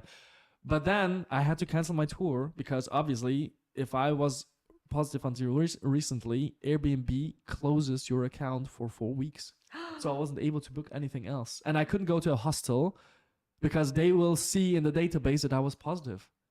And so Oh. I just had to book a flight back home. I paid 400 euros for it because it was in 3 hours. I couldn't stay another day, right? Which wasn't the biggest issue because I was sponsored, right? So I had the money. Basically, it wasn't even my own money in this case, but it was quite a bit of experience because I had to cancel my tour. I had fan meetings planned in Copenhagen and in Amsterdam, and I had to cancel everything. I had already Airbnbs booked. Thankfully, Corona protocols of Airbnb give you full refund, so that was quite helpful. But yeah, I mean, at least I got tested negative on the 1st of April, and I flew back, and it was my mother's birthday, so at least I got to celebrate with her still. All right. Sweet. That was quite. So quite why good. was it your best traveling experience? Because I got to travel without having to plan anything, without having to think of money. Okay, that sounds amazing. Yeah, like I booked one flight for 30 euros and another one for 250 euros, and I just didn't care. Like 1 day in advance, Fair enough. right? And I always had luggage with me, just the stuff that I actually really needed. I got to make videos in different countries. I met people randomly on the streets. They're like, "What are you doing in Lisbon?" I'm like, "I'm just traveling, visiting a friend." And he was like, "What the fuck, man? Why don't you say anything?" I'm like, "Dude, I'm so spontaneous. I don't even know I'm gonna go next." Like I actually changed my schedule from Lisbon, Paris, Valencia to Lisbon, Valencia, Paris, just spontaneously, right? That's a nice Because the weather was bad, and I was like, "Okay, I'm gonna wait 1 week until I go there." So yeah, it was the best experience, but at the same time, the worst because I had to cancel it earlier. But then again, the best because I got to celebrate with my mother her birthday. So that was quite helpful. So you had two Okay. cities left that you didn't visit because of that. Yeah, Copenhagen and Amsterdam. I did go to Copenhagen for 1 week in May. So like 1 month later because I got my Airbnb account restored. But I didn't go to Amsterdam because it was actually way more expensive than Copenhagen. And I was like spending, because the only Airbnbs that were left were at the edge of the city for 200 euros a night, the cheapest ones. And I'm like, I asked a friend of mine, how's the housing situation? And he's like, well, I'm glad I have sponsors because otherwise I wouldn't be able to pay rent because it's so expensive in Amsterdam. And I thought Copenhagen is worse, but like I Copenhagen thought is so super too. expensive when it comes to everything except housing. Amsterdam is more expensive there. No one wants to live in Denmark. No, I'm kidding. Copenhagen is a great city. Yeah, there's like it's like the Swedish, Danish, Aye. Do you have the same thing with Norway as well? It feels like we all have like a. I'll take that it's as a like yes. I'll take that as a yes. That's a It's clear like yes. sibling relationship, like love to hate them, But you love them more than you hate them. Yeah. I think so. That was a very We hesitant. like to make fun of each other. Like you have like these jokes Uh-huh. about them. Like Swedish people have jokes about Norwegian and Danish people, and Like they the have jokes pronunciation, about like frog in your mouth and stuff. yeah, but also like about like Norwegian people being stupid and stuff like that. But they have the same about us. It's all jokes, man. Stupid. Yeah. Stupido. Cool. Great. Okay, I guess this is going to be a rather short question, but I'm still very curious. Your favorite country that you've never been to? Mm. Which is the one country that you've always wanted to travel to but have not yet? Costa Rica. Costa Rica. Yes. Why? I don't know. I saw people surf there when I was a teenager. Just because it's called rich? Exactly. No, I saw like surfing videos on YouTube from there, and I thought it looked like so beautiful. Okay. So then I was like, I want to go there. You like surfing? I'm terrible at it, but But you it's have fun. I have done it a few times. Yeah, Okay. it's fun. Damn. Cool. What about you? I think Cuba, like the. What's up with the that Latin American place. countries? Yeah. He's like, I don't even know. Like, Yeah, because I've never been there, and it's look beautiful on the picture there, and nature and sea, and I think there you can surf, Mhm. and so it's amazing. Okay, Costa Rica, Cuba, and don't say Bolivia. I've been there. So. Yeah, it was a bad But joke you there, say but the one you would like to go, but you've never been never to. been to. Yeah. Favorite Well, country. That's a hard one. Then I don't really know. But maybe you've heard stuff from the news. Maybe your parents have been there and told you about it. Maybe you, I don't know, really like anime and that's why you want to go to Japan. I don't know. Really, Wow. whatever it is. To be honest, I'm not quite sure. I don't know. mean, you don't have to be sure about probably somewhere like I haven't been to Eastern Europe, so I it. would. Eastern Europe, okay, Yeah. Russia. as well, as Yeah, well. you can Don't go. take the I mean, train. yeah. Don't take a train, No. not for 7 days. No. I haven't been to Eastern Europe, so I would say one of those countries. And they're like, I'm not really sure, but I'm really curious about doing a tour around those countries. So, like, you're talking Bulgaria, Romania, yeah, Serbia. yeah, Turkey, Romania, Greece. all this stuff. Yeah.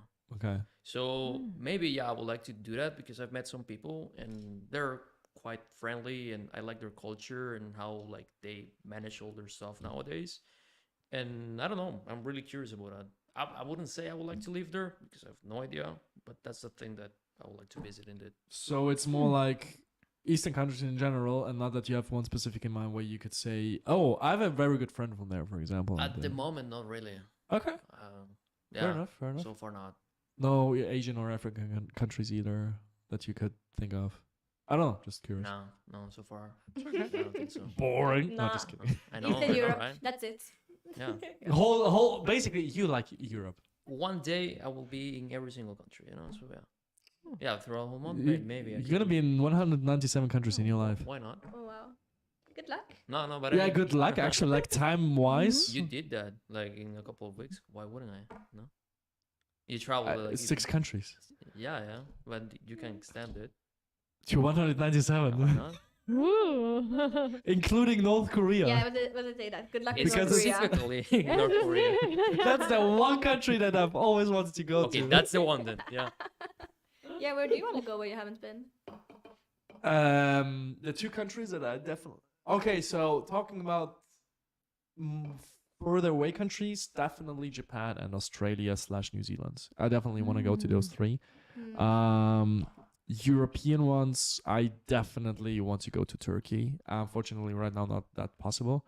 But yeah, Turkey is definitely one of my goals in Europe, and I'm definitely gonna go to Japan. I just like pretty much everything about Japan. like anime. I like sushi. I like karaoke. I like mangas. I could spend literally 3 days in a manga bookshop.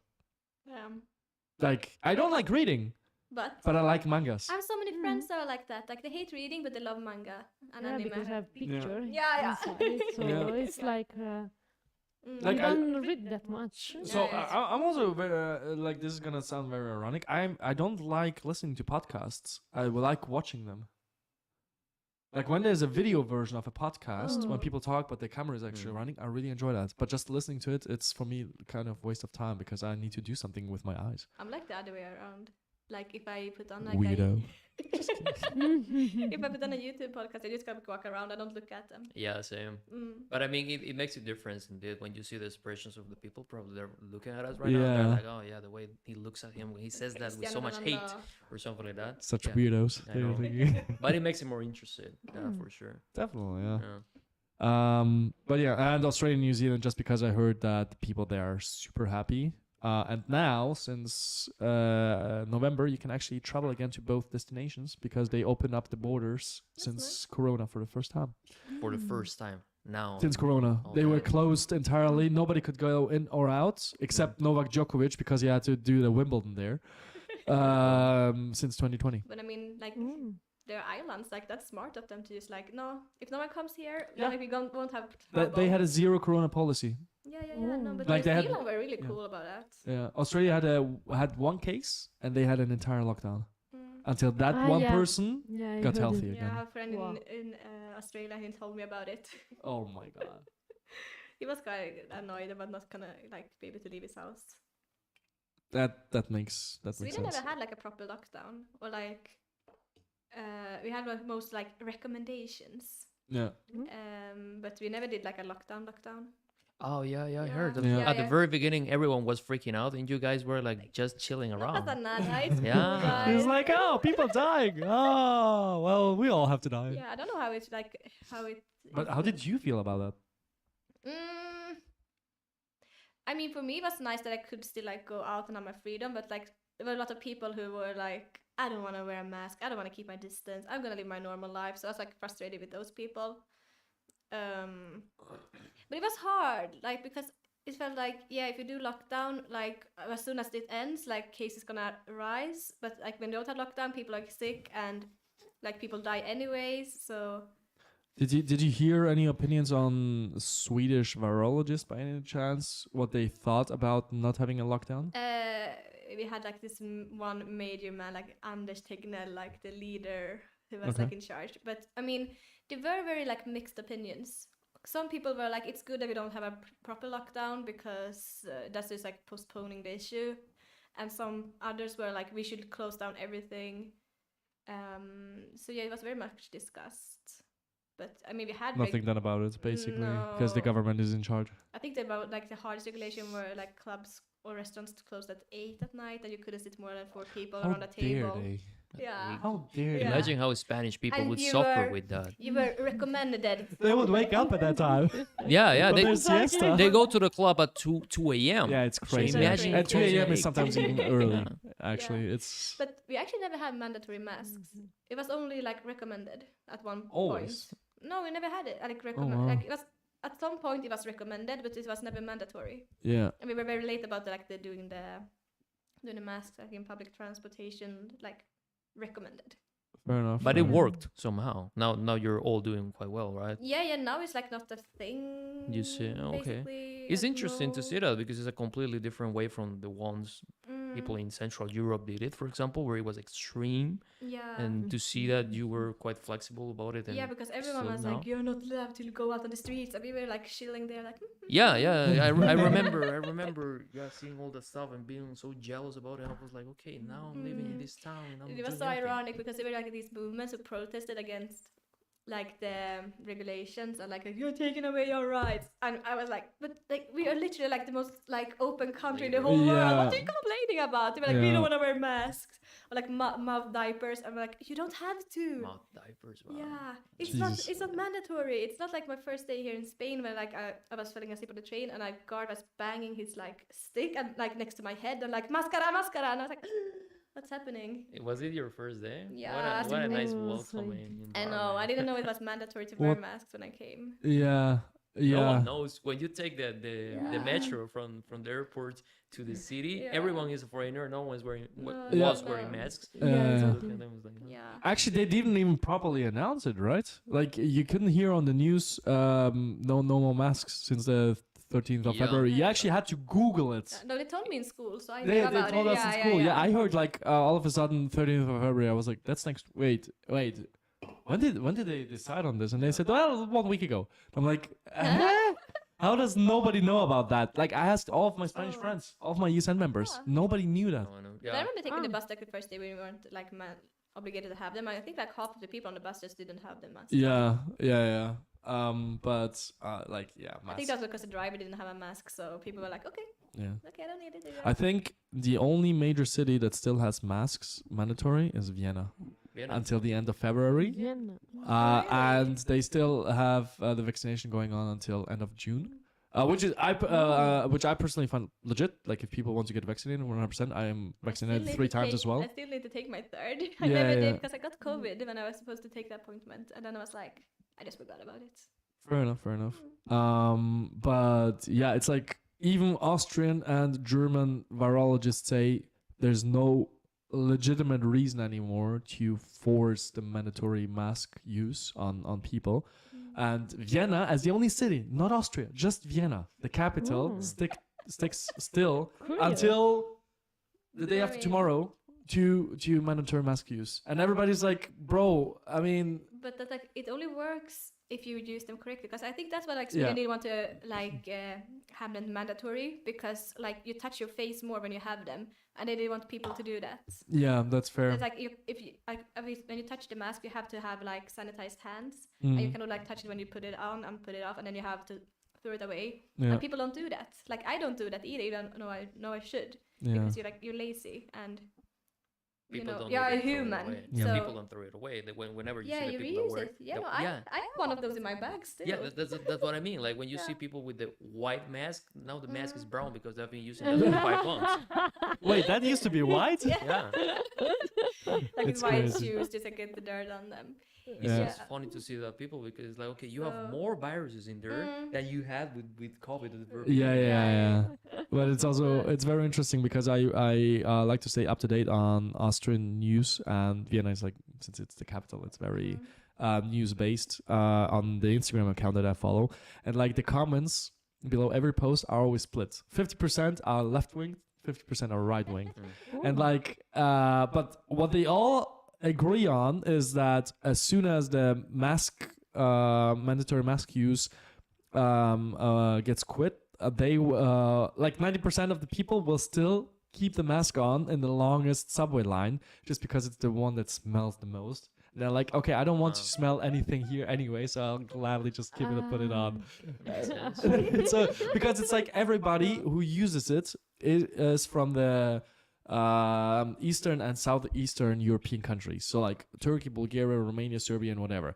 And all of them, we are very used to when we get back home from clubbing to eat kebab. And although it's forbidden to eat kebab in the subway, everybody still does it who is not Oh. Austrian. Oh. And so you go inside on a Monday morning at 7 a.m. and all you smell is pizza, kebab, snacks, and whatever. Nice. And now, every now and then, maybe a coffee that reminds you actually of a morning and not of a drunk Saturday night. And so people are like, no, thank you, but I'll still gladly keep my mask on because, I mean, if I want to smell sweat, I'll go to the gym and not to the subway. So, yeah, That it's will work. That work. whatever floats your boat, right? Jesus Christ. Okay, we are actually, unless anybody wanted to add anything anymore, No. we got to the last question of today. Since we are already 1.5 hours in almost, I think that's a great way to end this. It's part of Erasmus as well, but it's more like studying and your mindset in general, which I'm really curious about. And I think this is going to be also the main topic of future episodes. Generally speaking, the mindset of 18 to 25-year-olds, or let's say to the end of 20s, how important, even though you're in Erasmus and this is like an important aspect of your life, is university and college actually? Like, do you actually nowadays need a degree, or is it just an old model that we still keep alive because on one side it helps you with security in your life, as well as if it's of interest for you, instead of studying at home, you might as well go to the university because in Europe it's free, right? But how important is university actually, in your opinion? Aside from Erasmus, because you could also just travel on your own and spend one semester somewhere. We'll start with you ladies first. Thank you. I think it really depends on what you want to work with. I mean, like these creative things like you do, like maybe you don't need an education. Okay, I'm gonna rephrase the question. How important is university for work where you don't need an education? Meaning, we accept, we don't include law, medicine, and anything that requires a degree, like being a what do you call it? You can be a hairdresser without having a legit permission to become a hairdresser. Stuff like that is is excluded, because obviously you can't be a doctor without having a medicine degree. But being a plumber, for example, you don't need to have actually studied it. You just need to apply and get a license. How important is university really for degrees that are not required in your work field? Is it just a model? Is it just parents telling you, yes, if you do that, you'll actually get 300 euros more per month because you actually have a degree? My personal opinion, you don't need it. If you can show that you have more than enough experience because you just worked on your interests during your free time, whatever, that's really more what companies care about nowadays. It's way less, okay, he has a degree on paper, but he can't do shit just because he was able to learn stuff by heart, remember everything for a test, and then forget about it the next day. And I think now that we have the internet, we can actually teach everything ourselves. And as long as you have the will, that's all you need. If you need to go to the college just because you're not that self-organized, go for it. But in my opinion, it's really not necessary anymore, because companies and ourselves care about it way less, and we just stick to it because we're used to it. That's how I personally think about it. No, I think I can agree. Like, if we don't talk about the obvious, like, we don't really need an education. Like, if you can acquire that knowledge in a other way, I mean, that's fine. Like, a lot of people, like, if they have the formal education on paper, they might not be very good at it. And especially if they like work experience or like some kind of like, not maybe like passion, but like interest for it, they might like be really bad, especially like during COVID when you can just like cheat on all your tests. Yeah. She's confessing right now, eh? Yeah. I mean, COVID really showed us some aspects of. Also, that goes to the original question. COVID just showed us that so many things are just not required to be attended. All the meetings that used to take like 1 hour could have been just done online the past 20 years. Yeah. Right? And people just realize it due to Corona because they didn't have any other choice. And it's the same thing with studying. You can just study everything online. You don't need to go to the university, literally. And the only difference is you will not get a degree. But if you have the experience and the company doesn't care about your degree, yes, maybe you'll earn like 50 or 100 euros less per month because you don't have a degree. But if you learn everything instead of in 3 years in bachelor in 1 year because you're so eager to learn it, why not? Like, no, I is think it a lot really, of people go really just still because required? like it's convenient and it expected you to go to university. Yeah. So you would rather say that it's more of an old model and it's not as needed anymore as I think 22 whatever years I think ago. it can be reevaluated for sure, and especially now ChatGPT and internet, yada yada yada. We are like drowning in information, and it's like so easy to get it on your own. That's fair. What about you, Glory? Okay. I see a lot of differences between now and 5 years ago, because I think that 5 years ago it was totally different. Like the university, it was so important, and everyone was going there if they wanna reach a specific job, and they already know they go. If they have unclear decision on their mind, they were work, and then they construct the path. And nowadays it's more like you can choose what you wanna do, and with our online lessons and knowledge, you can reach. So I'm totally agree with you, but I wanna say that like I have a eyes problem, Okay. and I cannot watch the computer for a lot of time, and this like for me it's a barrier. Like if everything, even like a university, it's online, I cannot handle for more than 1 hour or Yeah. 1 hour and a half. So that a barrier that I think I'm not just the only one that have this barrier. So it's like, in my opinion, it's even like controversial, because if you are going to a university, even you are knowing more people, or you are knowing people face to face, you are interacting not only with your voice that you are doing on the screen, but with your body. And it's also important because we are not only mind, but even like Yeah. body. And so, like, in my opinion, nowadays, it's like that you can learn and you can construct the path that you want by learning online. But for me, it's very hard because I can't. And even like the social part, it's a bit, you're losing a bit Yeah, the social part. So it's like definitely. you can rethink everything about it, because of course when a new method is growing, it's not growing just that part, like the online part, but everything in the society have to change to adapt it and to make more comfortable for everyone. So I think it's growing a new method, but needs a lot of change. But in this case, I would also say that it depends on you as a person. Like even if you get put in a room with 50 people, unless you're at least a bit extrovert, you will not get to talk to many people just because they're there. So yes, Okay. university does help, but it depends on you as well. Like if you're a little bit of extrovert and you don't go to university, but you just go, let's say, to a bar and you just approach people, you will just say, why do I need to university to get to know people, right? Sure. It puts you in a circle, but that circle doesn't help you at all if you don't do something about it yourself. So when people say, it is very practical, because if you go to university, you'll enter new friendships, you'll meet people that you wouldn't have met otherwise. And I'm like, well, yeah, but if I actually study stuff on my own and then try to connect by myself with people who study the same thing online and just go to the same interest groups, I'll meet them as well, right? So like, I personally don't really agree with, like, I agree with the access part, but I know so many people who are lonely without being alone. Like, they're being surrounded by people at Yeah. university or whatever, but they never eat with other people at lunch or whatever, right?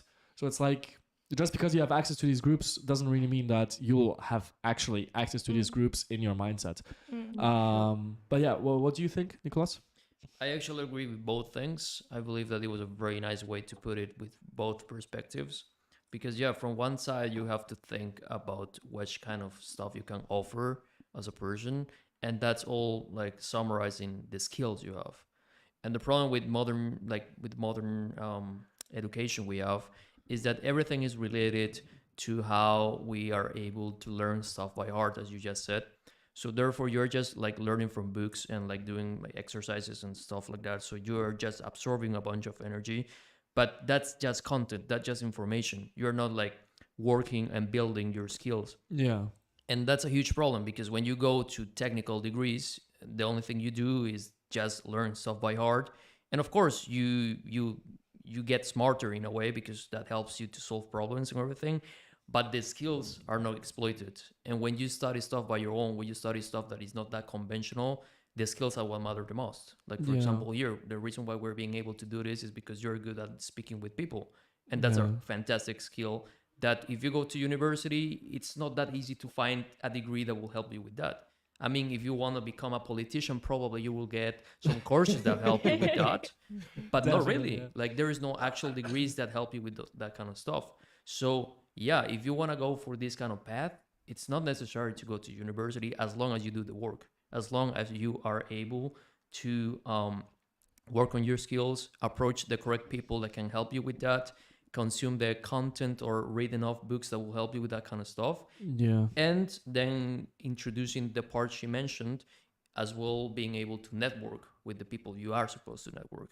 Because yeah, in the university you can be with people that want to focus only on their degrees and they don't want anything else but that. So they're close-minded to that and then to work with that. But by exposing yourself to other kind of environments, you can network with people that are more how do you call it, ambitious about doing more Yeah. stuff. So yeah, I would say that it's not completely necessary. It's more about the skills more than any other thing. Okay, so I sense some kind of trend here that we agree on the fact that it's not as necessary as 10, 20, 30 years ago plus. But then I will have I'm very curious about the following question. Let's say you have a kid. Let's say you have a son, you have a daughter. Mm-hmm. Would you send them just because to college, or would you tell them, you know what, you're now 18 years old, try whatever you want, try to experience life, use your 20s because you have only one life. Mm-hmm. Whether you want to study or not is totally up to you. I will support you in one way or another, but it is up to you to not really decide on your life choices, but it's more like taste life and see where it leads you.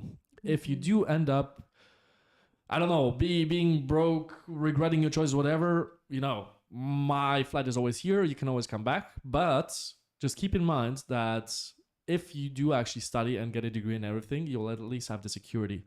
But do your thing and try to make the most out of life and see where life takes you. Would you tell this to your son, to your daughter, or would you tell them, okay, please still study so you at least have a degree and a backup, and if you have time on the side, do your side project, travel, whatever you want to do? Which way would you go? Whoever wants to start. I mean, I can start. Okay. I mean, I would do do what you want. It's up to you, your life, your choices. I would probably not have the same long speech as you had, but I mean, my mom has been like that to me and my siblings. She never pushed us in any direction. She's like, when we were in school, in high school, she was like, okay, do your best and pass your exams, but don't focus on degree, just focus on doing your best.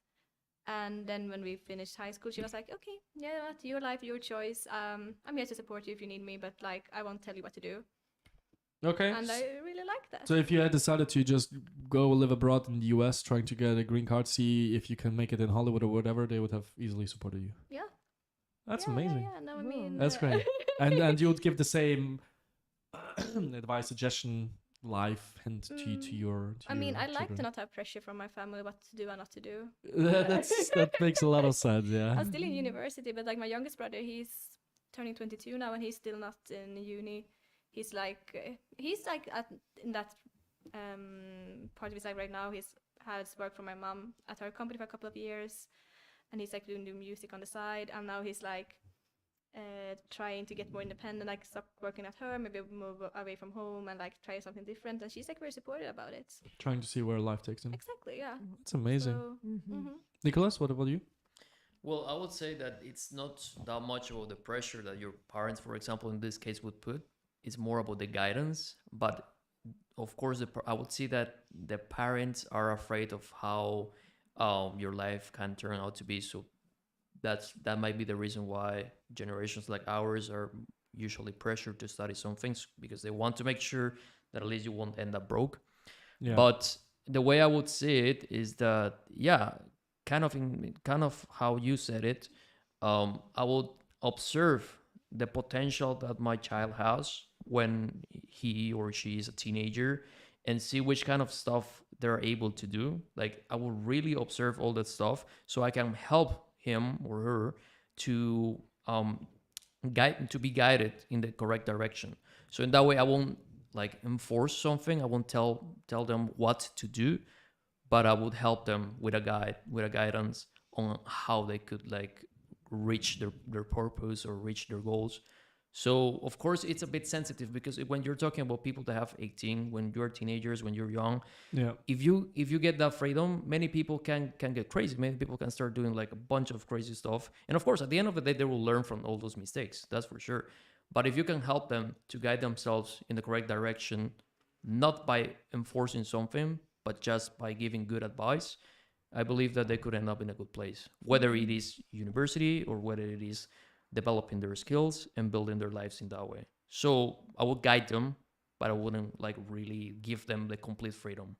Okay, so if they said, okay, they're now 18, they've been watching YouTube videos for like 5 years, they have like 5 favorite YouTubers, and they want to try their best to become self-employed by becoming a YouTuber, whether it takes 3 months or 10 years, they will try the best, and they just want to invest all their time because they know that the more time you invest, the faster you'll realize if you become a YouTuber.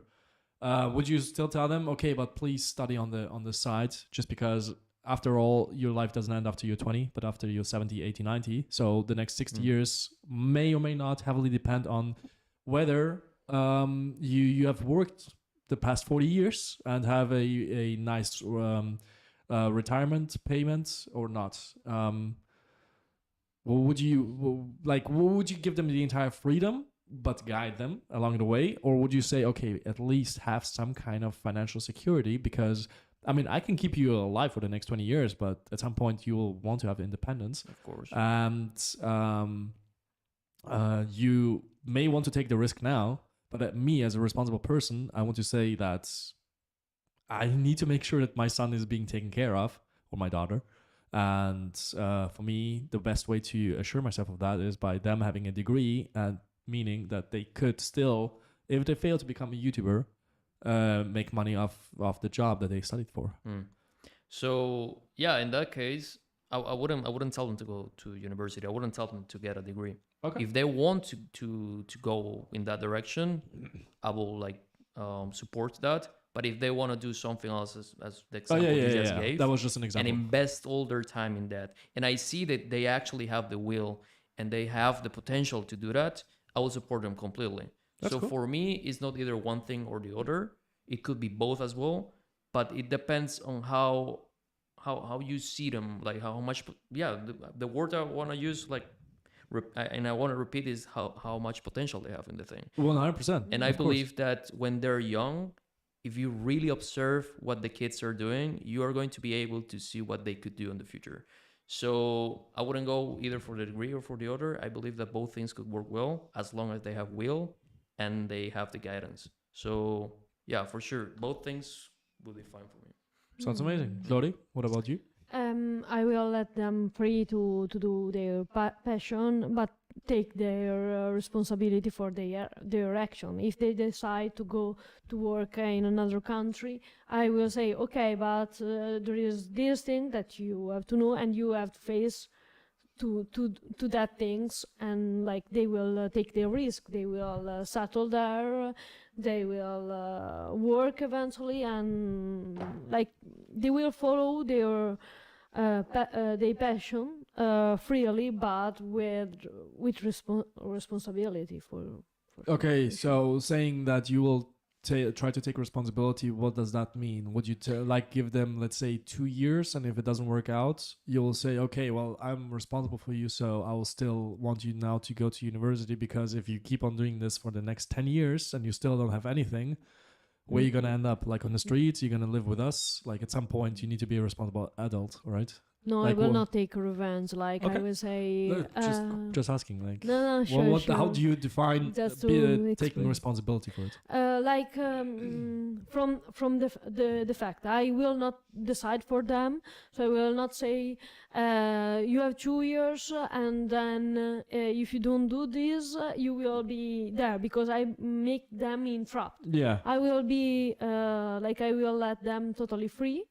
like choose whatever you want. If it's your passion, of course I will guide as the concept that he said. Yeah.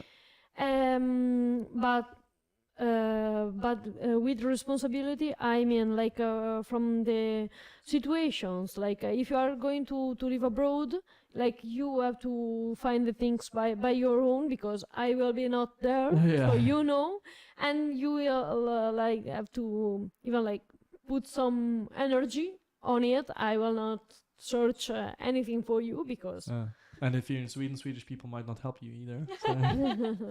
If you ask, Okay. maybe. Oh yeah, maybe. Maybe. like help, but side help, like Yeah. sustain, but the life is Okay. of them, like you are not anymore there.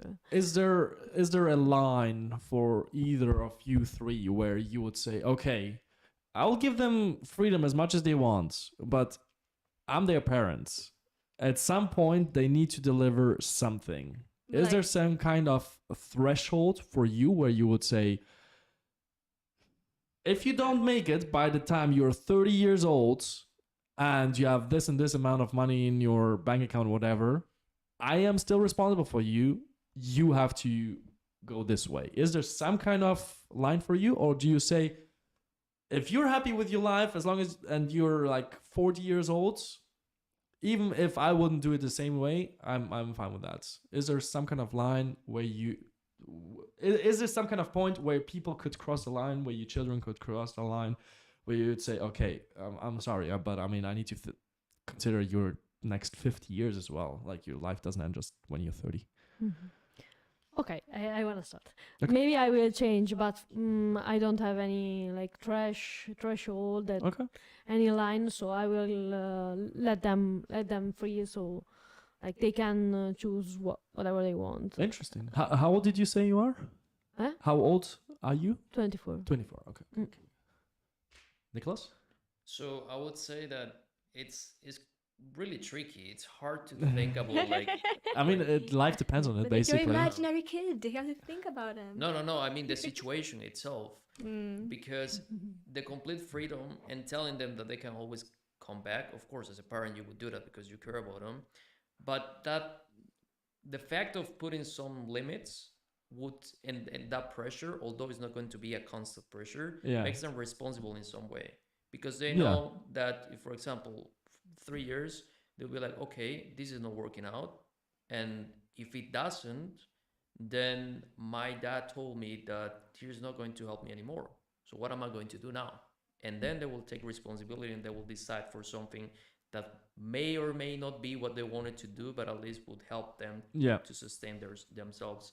So if I see that, yeah, I wouldn't be able to tell the time itself, but if I see that in a couple of years it's not working at all, and that because of that, the kid is not like going in the right direction, yeah, I will intervene in there and be like, hey, you gotta take responsibility, because you know that, I don't know, I'm about to retire or anything, and I have to take care of myself now. Yeah. You're a grown person, grown adult now, so Yeah. you gotta do your own stuff now. So at some point there will definitely be a line that could be crossed if not certain aspects have been met by Yeah. their goals. Yeah, because giving that much freedom, I believe, is making the things a bit easy for them, because they always know that they can come back.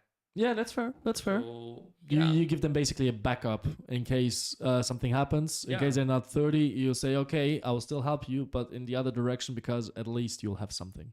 Yeah, I would say that. Okay, that's fair. What about you? Emma? Mm. Yeah, what about me? Yeah, what about you? Yeah. It's so hard to imagine, but like, I mean, obviously, if I had a kid and they just want to lay on my couch, until they're 30, I would not be okay with that. I'm like, okay, you gotta go. Okay, no, we're talking about, like, since we're talking about the aspect of them actually having a goal, which does not come along with financial security like a normal job, which comes along with hustling, grinding, being self-employed, having the risk of going bankrupt because it's your company. So if it fails, you're not just gonna be fired. Mm. you're gonna lose your company because you're not just a worker who is employed, right? But it's my kid is doing that. I'm not involved in. No, exactly. But that's my point. So they're not gonna be lying on the couch because that is still something where they could get money from the state for being not having a job, just trying to find one, like getting 200 to 300 something a month. But like being self-employed actually means you could lose money. Yeah, but I mean, right? they are adults. It's exactly. their life. I can't tell them what to do and not to do. No, just because you said if they lie on the couch all the time, and I'm like that's not what we're talking about. Okay, they're not doing that. Okay, sorry, I didn't. No problem. I listened, but maybe I didn't process it in my in my mind. I'm sorry. No problem. So there's no line that could be crossed for you where you would say, okay, now you're 30, get your shit together, man. Like you can't stay with us anymore because I'm gonna support you. I'm gonna help you a bit with getting a flat and whatever, but by now you need to actually have something because for the next 50 years I can't take care of you. I don't know how much I would support them when they are adults. I'm like, because if they live at home after they finish high school, like they have to pay rent to me because then it's my home. Exactly. And if they can't, I don't know. No. They're gonna pay rent, but it's still like obviously. You're gonna be like you're not my kid. I don't care what happens to you, right? Yeah, you're gonna feel like please find a job. Like come on, I'm gonna be dead in 30 years, and who's gonna take care of you for the next 40 years? Yeah. With like. Yeah, no, I feel like they have. I hope I can raise them to be independent enough. Okay. To not be in that situation. I wouldn't want my kids to have to rely on me when they are adults. So you're gonna try to raise them in such a way that you would not even need a threshold I don't want kids, so this is very hypothetical for me. I'm like that's the solution. Let's talk about your nieces then. Let's say your brother, your sister, whoever has a kid. Because I mean, I have a lot to do with my niece's second degree. Like my cousin has two nieces from Spain. They were born and raised here, and then they moved to Vienna. And I talked to them a lot, and I told them, if you want to do this, even though it's usually something that guys do, do it. Yeah, no, I would be supportive as long as they're like, if they have a goal and they want to do it, I mean, like, go for it. And I mean, in Sweden, you can always go to university no matter how old you are. So if like shit hits the fan and it doesn't work out, like they can still go to uni and get another education. Yeah. I mean, that's fine. I feel like 20 is also like exploring what to do, and I don't like the thing when like if you push your kids to get to uni just because it's safe. Because I mean, I have a friend, she was like not forced but like strongly recommended to go to uni after high school, and she was like so burned out and she hated everything, and she had to like recover from it for like a couple of years. So oh wow, yeah, I would never push anyone to like do something they're not like ready for or like don't want to just because it's safe. That's fair. Yeah, that's fair. Sounds like a great way to end the stream. Cool. Well, guys, thank you so much for sharing your thoughts, your minds, your opinions, your perspectives. Thank you so much for joining the stream. Nicholas. Thank you for having us. Thank you for inviting us. Everybody, thank you so much for joining. I appreciate it. Guys, that was the very first episode of our podcast. Thank you so much for joining us. Thank you so much for being here. And thank you so much for listening to all of our opinions. I hope to see you soon again and the next podcast when we talk about the exact same thing with other people. To all of you, thank you so much for being here. I appreciate it. And I'll catch you guys next time when I see you around at parties and doing Erasmus things. Thank you so much for being here. I appreciate it. Thank you. Pleasure. Thank you. And